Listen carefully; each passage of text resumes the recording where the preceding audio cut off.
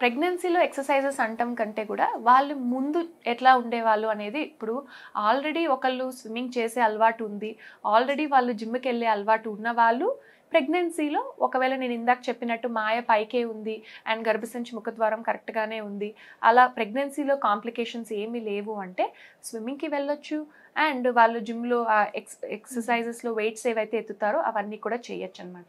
ఎవరైతే అసలు ఫస్ట్ నుంచి ఆ ఎక్సర్సైజ్ అనే ఎక్స్పోజరే లేదో, ఎవరో యూట్యూబ్లో కానీ ఎక్కడో ఒక వీడియో పెట్టారని చెప్పి అలా కొత్తగా ఏవి ప్రయత్నించకూడదు. ఓకే, సో మనం నార్మల్గా కూడా ప్రెగ్నెన్సీలో 5వ నెలకి ఎలాంటి ఎక్సర్సైజెస్ చేయాలి, 7వ నెలలో ఎలాంటి ఎక్సర్సైజెస్ చేయాలి అనేది పేషెంట్ వచ్చినప్పుడు వాళ్ళ ఫ్యాక్టర్స్ వాళ్ళ స్కాన్స్ బట్టి అన్ని ఎక్సర్సైజెస్ కూడా నేర్పిస్తూ ఉంటాం.